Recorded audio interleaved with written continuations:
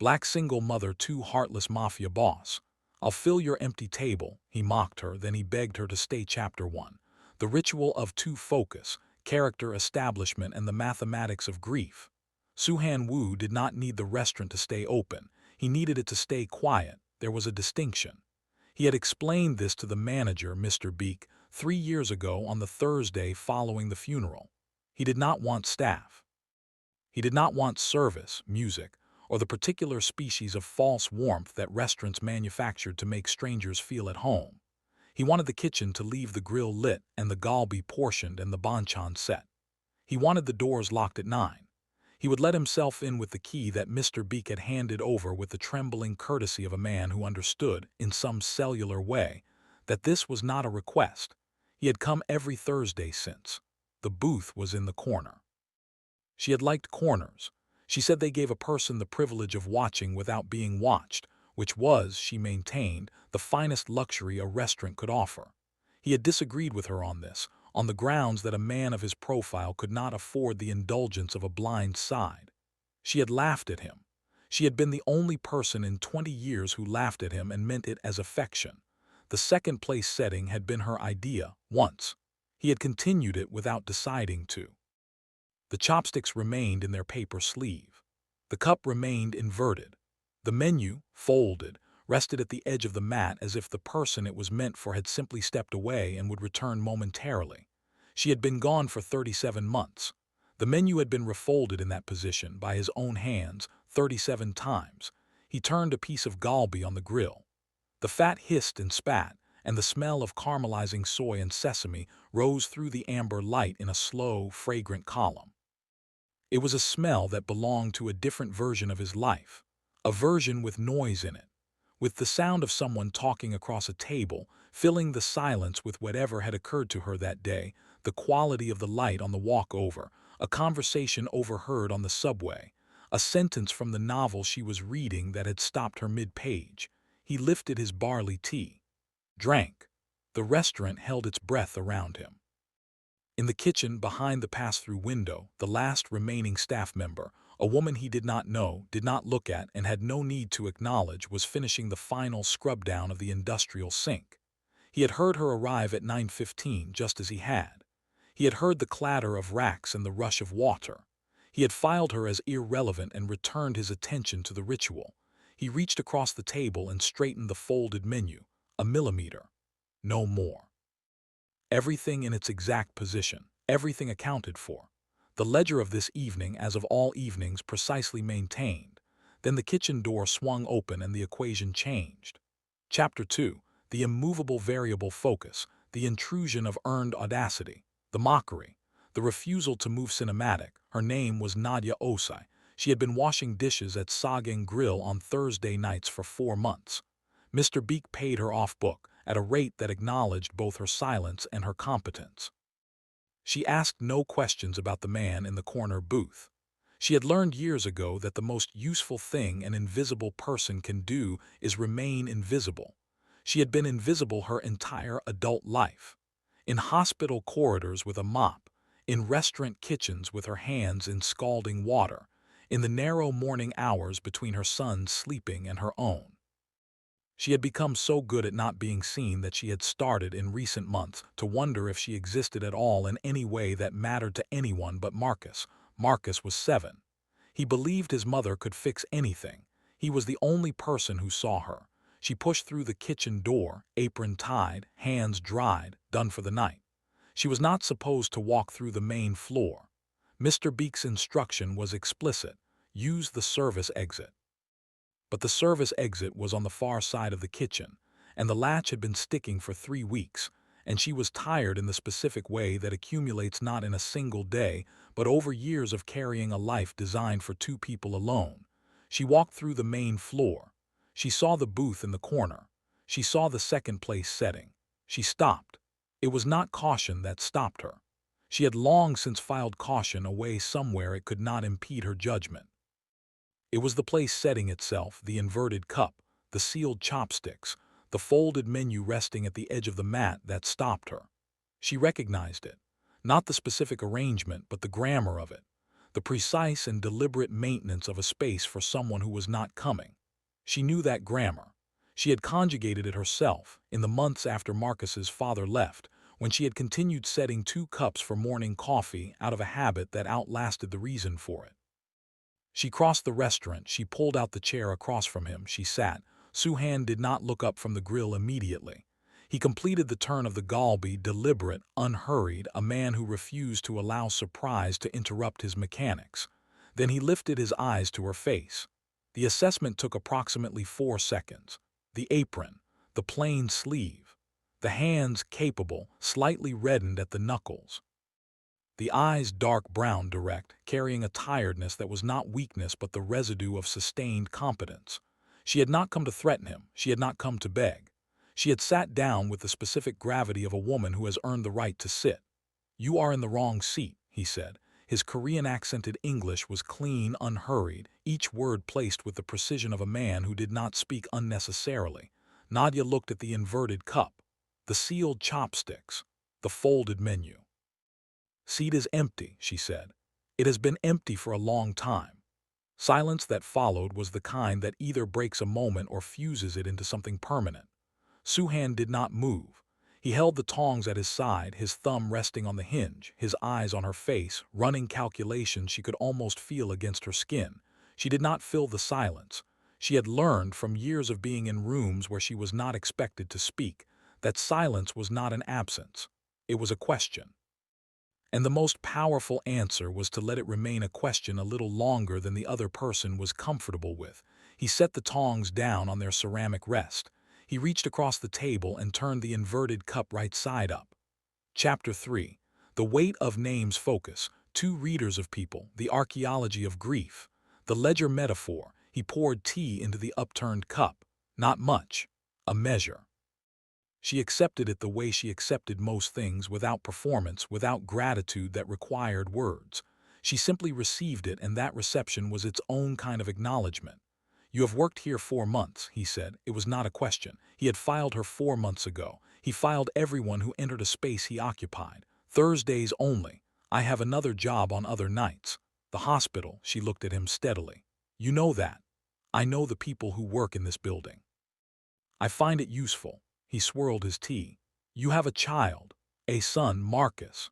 She said the name without hesitation. There was no version of Nadia Osai that was ashamed of Marcus. "He is 7. He is currently the world's foremost expert on deep-sea fish, and he has opinions about most things." A pause, not discomfort, processing. "My wife liked fish," he said. The statement arrived and settled between them like something fragile set carefully on a table. He had not meant to say it.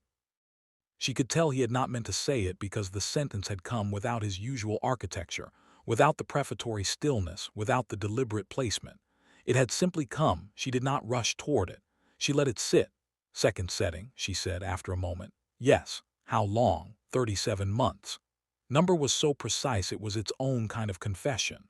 A rounded number, 3 years, a few years, would have been the answer of a man performing grief for an audience. 37 months was the answer of a man for whom the count had never stopped. "You come every Thursday," she said.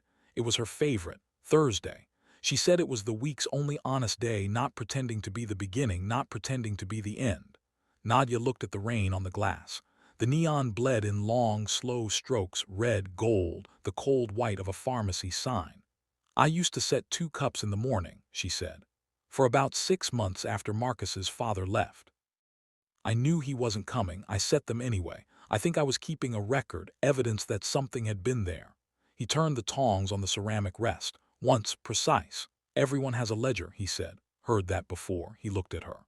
The flat obsidian quality of his gaze had shifted, not softened, but deepened, as though the surface had become transparent and she was now looking at the machinery behind it. "My ledger," he said, "is written in obligations. Every line is a debt or a payment. There is very little in it that belongs only to me." He looked at the second setting, now moved to the edge of the table. "She was the only entry that was entirely mine. When she was removed from the account, the book stopped making sense." "Grief is like that," Nadia said. "It doesn't fit any system you already have. You have to build a new one from the inside of it." "Have you?" She was quiet for a moment. The rain spoke against the glass. "Marcus built it for me," she said. without knowing he was doing it. 7-year-olds don't understand that their need is a kind of salvation. They just need. And you just answer. And somewhere in the answering you find out you still exist. Soo-Han looked at her. He was, she could see it precisely, a man who had not been seen in 37 months. Not looked at, he was looked at constantly, with fear, with deference, with the particular careful attention of people who need to know where a dangerous thing is at all times. But seen. Seen as a man who had been holding up a mountain and whose arms had been shaking, imperceptibly, for over 3 years, she was seeing him now. He was not entirely sure what to do with that. Chapter 4. Clinical Geometry Focus. Controlled Violence as Revelation. Her stillness as the truest response. They came through the service corridor at 10:58, two of them. She heard the door before he did, the specific sound of the latch being forced, not broken. The practiced entry of men who had done this before in other restaurants, in other late-night spaces where they had correctly assessed that the person of interest would be alone. They had not correctly assessed what alone meant in this case. Soo-Han heard them half a second after she did.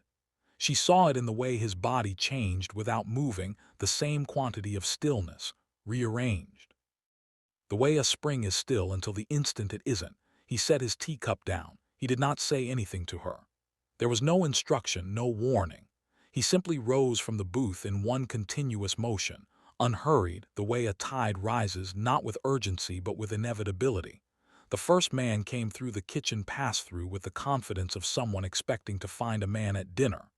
He found Soo-Han already standing, already in the correct geometry, already 3 decisions ahead. Soo-Han's elbow met the precise junction of the man's jaw and left shoulder in a motion so economical it seemed almost gentle. The man sat down on the kitchen floor without Soo-Han's help. The second came from the left. Soo-Han turned not to face him, but to position the angle. He redirected the man's momentum with both hands on the forearm, applied a pressure that spoke a language the nervous system understood before the conscious mind could argue with it, and guided the man into the floor with a patience that bordered on clinical consideration. It had taken 6 seconds. He spoke 1 sentence to the second man in Korean. She did not speak Korean. She did not need to understand the language to understand the sentence. The man crawled to the service corridor and was gone. Soo-Han straightened his left cufflink, then his right. He walked back to the booth and sat down. Nadia had not moved, not 1 degree. Her hands were still flat on the table. Her teacup was in the same position. Her eyes were on him with the expression he had seen on exactly no one in 20 years of encounters like this one. Not terror, not awe, not the sycophantic admiration of people who confused capability with virtue. She was reading the execution. She was taking it apart the way she might take apart a mechanism she had never seen before, methodically, without judgment, simply seeking to understand what it was and how it worked.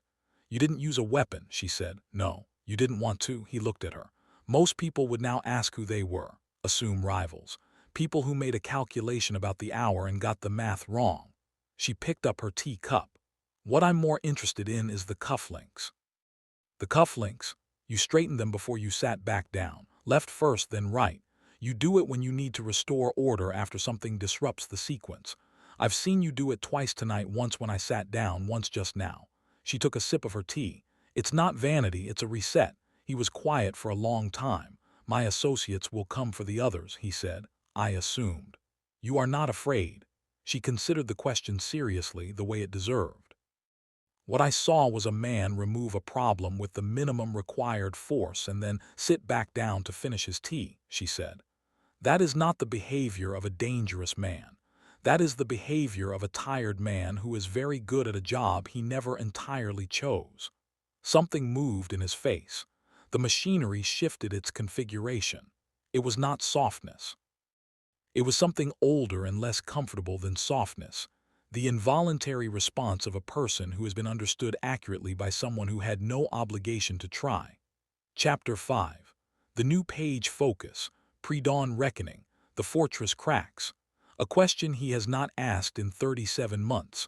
The restaurant's front door locked behind them at 11:43. They walked without discussing where. He had called for the associates, A brief, quiet word in Korean before they left, his phone to his ear for less than 30 seconds, as natural as a man checking the weather. She had watched him do it and had understood. By the time they reached the street, the arrangement had already been made. She filed it and continued walking. Koreatown at midnight had its own specific grammar. The restaurants pulling down their shutters, the late-night PC cafes still blazing blue-white, the pajang matcha carts dispensing tea diakbaki to the last of the evening people. The city was not asleep and not entirely awake. It was in its between state, the hour when the roles people wore in the light had not yet fully reconstituted themselves. He walked beside her. She noticed he matched her pace. Not a man adjusting down, a man genuinely calibrating to her rhythm, finding the speed and walking it. She had never had that before, not from anyone. People usually walked ahead of her or behind her. No one had ever simply matched her. She did not say this. She had not yet decided what to do with the things she was accumulating about him. They walked 4 blocks before she stopped at the door of her building. It was a 3-story walk-up sandwiched between a dry cleaner and a phone repair shop, both dark. The building was old in the honest way that meant it had not been renovated to look old. It simply was, its brick face bearing decades of weather and the particular dignity of a thing that had simply continued to stand. Taped to her apartment door, visible from the entryway, was a drawing. He looked at it. She watched him look. Marcus had drawn it 2 weeks ago on a Sunday afternoon, a large fish with an improbable number of teeth and a wide, benevolent smile, a sun that occupied roughly 40% of the available paper, and a woman in the center, her arms spread as if she were showing the fish the extent of something. The woman had a crown. Marcus had given her a crown without explaining why. He considered it self-evident. Soo-Han studied the drawing for a long time. "He draws you with a crown," he said. "Yes." "He know why. He says some things don't need a reason." She looked at the drawing. "He's been right about most things so far." Street lamp threw its long, gold-cold light across the wet pavement. Somewhere 2 blocks away a delivery truck was making its first morning run, its engine a low, patient drone. The sky above the buildings had surrendered its deepest black. Pre-dawn indigo was settling in, not the color of night and not yet the color of morning, but the specific bruised blue of a world making up its mind. "Come every Thursday," he said. "I know. I have come every Thursday for 37 months. He was looking at the drawing still. "In 37 months no one has sat across from me. No one tried," she said. "No," he paused. "You were not trying either. You were simply not afraid. I told you, I keep my fear for things that matter." "I did not matter," she looked at him carefully. "You mattered, you just didn't frighten me. There's a difference." He turned from the drawing and looked at her. In the pre-dawn light his face had shed the last of its architecture. The precision was still there, it was bone deep. It was not a thing that came off with the hour. But the fortress quality, the density that warped the space around him, had eased. He looked for the first time all night, like a man who was tired and knew it and was no longer spending energy pretending otherwise. "My wife's name was Yonseo," he said. He had not said her name aloud to anyone since the funeral. He heard himself say it and understood that something had changed in the ledger. Not an erasure, not a new debit or a credit. A different kind of entry, one for which he did not yet have a column, which meant he would have to build one, which meant the book was not finished. It was merely incomplete. "I know," Nadia said softly. She did not know how she knew. She had simply carried it the way she carried most things she understood, without being told, quietly, without drama, already sorted and filed by the time she spoke. "Table," he said. "I do not think I will clear the second setting," she said. "Don't." "But—" He paused. "Next Thursday." Another pause. A man who chose every word, measuring this one for a long time before releasing it. "I would not find it," the sentence stalled. He was accustomed to precision. He was not accustomed to sentences for which the precise word had not been invented yet. "Unsuitable," he said finally, "if the seat were occupied." She looked at him. She had been a single mother for 6 years. She had been invisible for most of them. She had spent so long being the person who asked nothing for herself that she had nearly forgotten that asking was an option. And this man, this armored, exhausted, 37-month solitary man, had just asked, not with softness, not with the vocabulary of courtship or the grammar of romantic promises. He had asked with the only language he had, precise, unadorned, and underneath its precision entirely exposed. "I work Thursdays," she said. "Mr. Beak will adjust your hours. You can't just—" She stopped, looked at the absolute certainty in his face. "You already called him, before we left the restaurant." She shook her head slowly. And then, for the first time all night, in the pre-dawn light of a Koreatown street with a crayon drawing of a crowned woman at her back, Nadia Osei laughed. It was not a polite laugh. It was real, surprised out of her, unguarded, the laugh of a woman who had not expected to be amused by anyone tonight and found herself entirely and helplessly amused. Soo-Han watched it happen. He did not smile. He did not know yet how to respond to the sound of it with anything his body recognized. But something in his chest, in the architecture of the fortress, made a sound he had not heard in 37 months. The sound of a single stone finally setting down. She stopped laughing.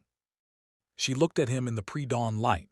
"Thursday," she said. "Thursday," he confirmed. She went inside. He stood at the door for a moment after it closed.